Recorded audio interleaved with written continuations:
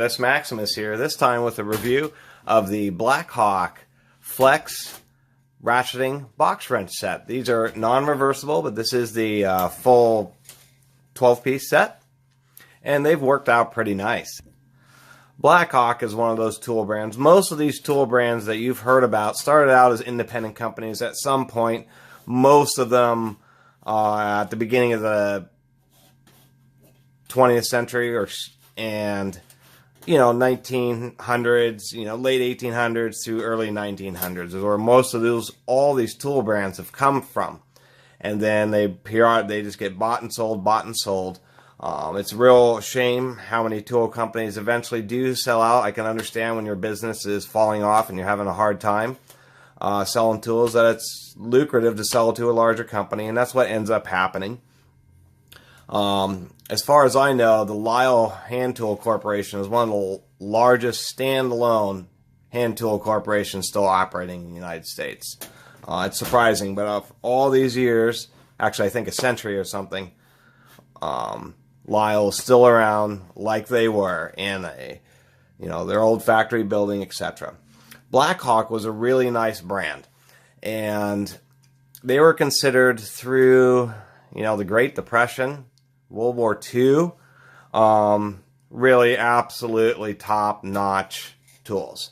And then they sold out to the New Britain Tool Company. New Britain was pretty huge for a long time as well.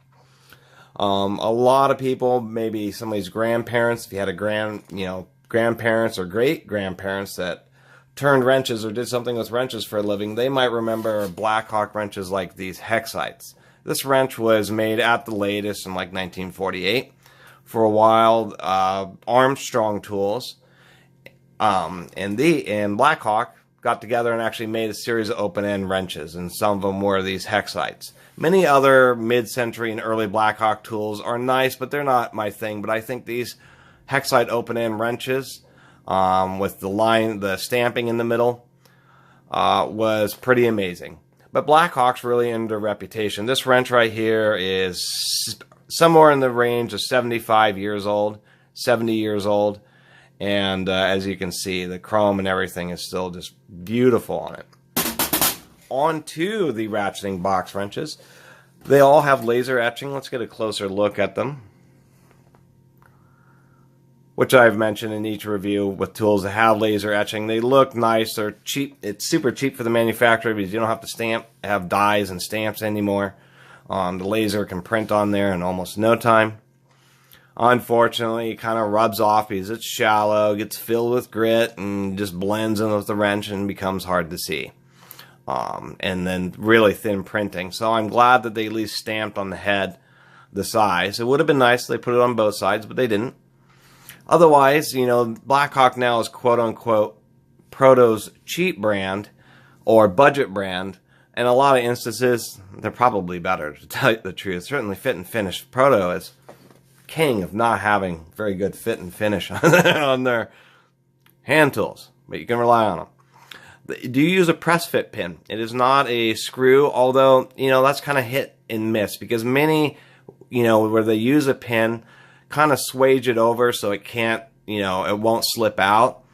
This is a little different. It looks like just a solid tool steel pin, but the press fit's actually in the moving part, the head. So if we move the head back and forth here, there we go. You can see that the pin moves. So you can press the pin out, tap it out with a punch if they get loose. I've never had an issue with these getting loose.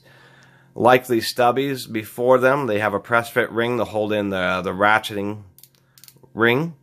But then they have a hole drilled in the side with a brass screw and then a little bit of glue to prevent it from coming out. So they can insert a large heavy-duty pawl. And if you listen, they're pretty good. Actually, that 13 wasn't the best example. Let's try the 14. So they've actually taken a surprising amount of torque. Here's a 12 millimeter, and I did want to show you guys this. This is probably the most used one, so you can get an idea what they look like, and it's what you expect with a professional grade tool. Scrapes on the chrome, but the chrome isn't coming off. Still plenty of tension. This isn't loose at all. And no corrosion. The ratchet pawl is good, and just to show you the inside, if I can, there you go. Almost nowhere in the actual ratcheting end. And so that's also a nice sign. As far as the open ends are concerned, they're also really nice. Exactly what you want to see. A nice, thickness, nice sharp edges.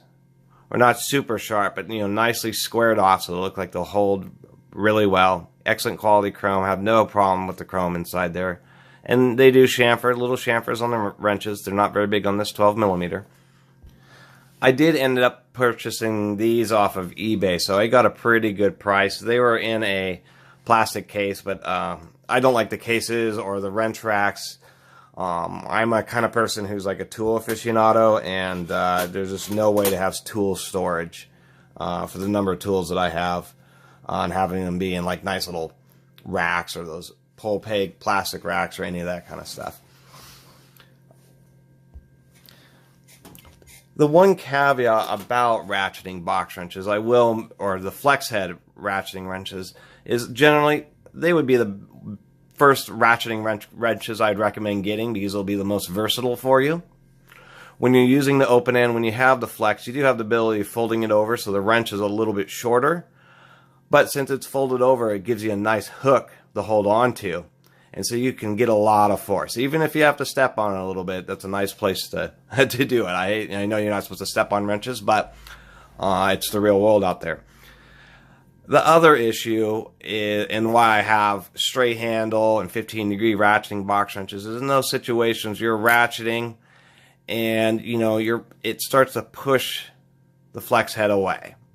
And it gets loose and falls off the fastener, and you got to hit it against something to push it forward, get it back on the fastener, ratchet for a while until it pushes its way off again. That can get annoying in certain situations. And so you use a ratcheting wrench that has no flex so that it actually stays on the bolt as you ratchet it out. Anyway, I really appreciate everybody subscribing, and if you haven't subscribed, please do subscribe. Thanks for watching. Catus Maximus out. Quick little bonus section for those of you out there who do like the vintage tools. This Hexite wrench that I was showing. Really, these are pretty amazing. Could you imagine in the 1940s if your grandfather opened up a toolbox and had wrenches like these? I mean, it looks totally like a modern professional wrench. And we'll give you a nice close-up look because they only made these through the late 20s to the late 40s in partnership with Armstrong, and apparently it was only open ends that partnership did. And they're arguably some of the best wrenches made in the middle of the century, even compared to the snap-ons.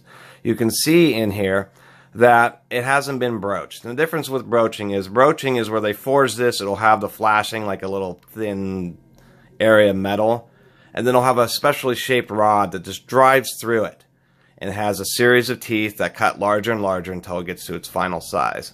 These were essentially handmade, so what they would have done is forged a whole stack of these, put like 50 of them into what's known as a horizontal mill, and it would have had a cutter this shape in it. And what they did is they just took the whole rack of wrenches and the cutter just came through and sized all 50 wrenches all at once. And essentially a manual process. These are the Hexites, so they're undeniable. It has like an oversized X. The Hexite is the same on both sides. And that little indentation. Also, here's the logo. This is one thing that they were notorious for. A lot of manufacturers are really light stampings on the tools. But there you can just make out that arm logo. It actually does say Armstrong, but it's so light that only the top parts of the Armstrong even made it onto the wrench. But that little logo, Armstrong cast that into many of their tools. So even if you can't read the Armstrong logo, it looks like the baking soda Arm & Hammer. You can always identify old Armstrong tools by that. And in the middle of the last century, Armstrong really was known as being them and Proto and Snap-on pretty much controlled all heavy industrial tools. Bye.